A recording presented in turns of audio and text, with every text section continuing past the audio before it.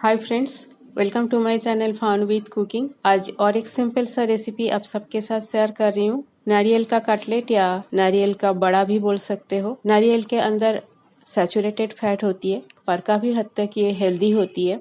जिसका कोई प्रॉब्लम नहीं है कोकोनट खाने में, वो आराम से ये घर में बना सकते हो। बहुत ही इजी है और हेल्दी है। तो चलिए शुरू करते हैं। रेसिपी अगर पसंद आएगी तो मेरे चैनल को लाइक शेयर और सब्सक्राइब करना ना भूलें।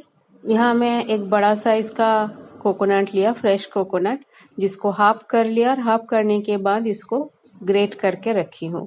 अगर आपके पास ग्रेटर नहीं है तो उसको छोटे छोटे टुकड़ा करके, कोकोनट को छोटे छोटे टुकड़ा करके मिक्सी में एक दो बार घुमा लीजिए, पर पानी मत डालिएगा। बिना पानी का इसे एक दो बार घुमा लीजिए, तभी भी आपका ये प्रोसेस आप फॉलो कर सकते हो। फ्रेश धनिया पत्ता को मैं चॉप करके रखी हूँ। कुछ पार्सले का पत्ता भी लिया, ये ऑप्शनल है, मेरे पास था तो मैंने इसलिए इसको यूज़ कर रही हूँ।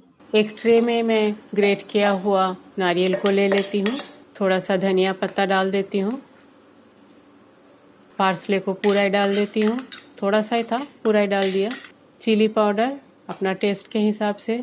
बाइंडिंग के लिए मैं यहाँ कॉर्नफ्लावर यूज़ कर रही हूँ 1.5 चम्मच। आप मैदा, चावल का पाउडर या अरारूट यूज़ कर सकते हो, पर जो भी यूज़ करोगे बहुत ही कम डालना है, क्योंकि बहुत ज़्यादा डालने से कोकोनट वो टाइट हो जाएगा कटलेट और अच्छा नहीं लगेगा। थोड़ा सा कालौंजी डाल दिया, चुटकी भर गरम मसाला पाउडर, नमक अपना स्वाद अनुसार, पर फिर भी जितना भी आप नमक खाते हो नमक थोड़ा सा कम ही डालना, क्योंकि कोकोनट का टेस्ट मीठा होता है, उसमें ज़्यादा नमक आ जाएगा तो आपका टेस्ट अच्छा नहीं लगेगा। अब इन सारी चीज़ों को अच्छी तरह से प्रेशर देते हुए मसलना है, जिससे कोकोनट का जो अपना ऑयल होता है वो काफ़ी हद तक बाहर निकल के आए और कटलेट बनाने में वही ऑयल हेल्प करेगा, जिससे आपको ज़्यादा ऑयल भी नहीं लगेगी कटलेट बनाते वक्त, और बाइंडिंग का भी वो हेल्प करेगा। इसे अच्छी तरह से मिनिमम 5 से 6 मिनट तक इसे मसलते हुए इस तरह से इसे मिक्स करना है।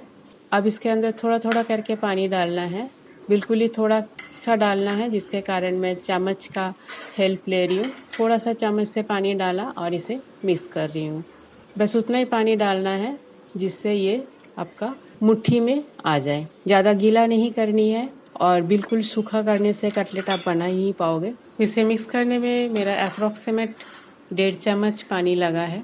अब मैं थोड़ा सा खसखस डाल देती हूँ, 1 चम्मच के आसपास, ये ऑप्शनल है। इसके जगह आप चाहो तो वाइट तिल भी डाल सकते हो या ना डालने से भी चलेगा। खसखस को भी मिक्स कर लेती हूँ। अब थोड़ा सा पोर्शन लेके, जैसे लड्डू बनाते हैं दबा दबा के, स्पेशली बेसन का लड्डू जब हम बनाते हैं थोड़ा सा प्रेशर दे के बनाना पड़ता है, उसके हिसाब से ही इसको थोड़ा सा प्रेशर दे के पहले गोल्ड लड्डू जैसा बना लेना है। उसके बाद दोनों हथेली के बीच में रख के इसे प्रेशर दे के फ्लैट कटलेट या बड़ा का शेप देना है। और साइड में अगर क्रैक आ गया तो उंगलियों का हेल्प लेके उस क्रैक को भी ठीक कर देना है, नहीं तो जब आप फ्राई करोगे या सैलो फ्राई करोगे तब वो टूट सकता है। तो इस तरह से बाकी कटलेट मैं बना लेती हूँ। तवा में मैं बहुत ही कम तेल ब्रश कर रही हूँ, सैलो फ्राई करूँगी। गरम होने देती हूँ तवा को और साथ में तेल भी गरम हो जाएगी। तवा मेरा गरम हो गया है, कटलेट को मैं अरेंज कर देती हूँ।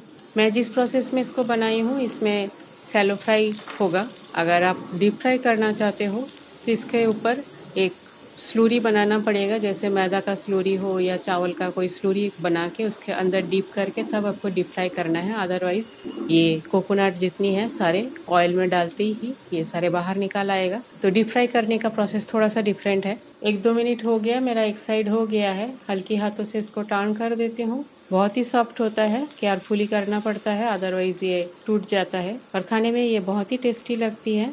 कभी भी आप इसको ले सकते हो, दाल चावल के साथ भी खा सकते हो, ऐसे चाय के साथ स्नैक्स के हिसाब से भी खा सकते हो। मेरा कोकोनट का बड़ा या कटलेट बनके बिल्कुल तैयार है। गैस बंद कर दिया और इसे बाहर निकाल लेती हूँ। सिंपल वे में मेरा कोकोनट का कटलेट या कोकोनट का बड़ा बनके तैयार है। रेसिपी अगर आपको पसंद आई तो मेरे चैनल को लाइक शेयर और सब्सक्राइब जरूर कीजिएगा। थैंक्स फ्रेंड, मेरे वीडियो देखने के लिए। आगे भी बने रहिए। होममेड सिंपल रेसिपी मैं अपलोड करती हूँ। पसंद आई तो अपना फैमिली और फ्रेंड सर्कल के साथ शेयर जरूर कीजिएगा। आज यहाँ तक ही, मिलते हैं कोई और एक रेसिपी के साथ। तब तक के लिए bye, have a good day.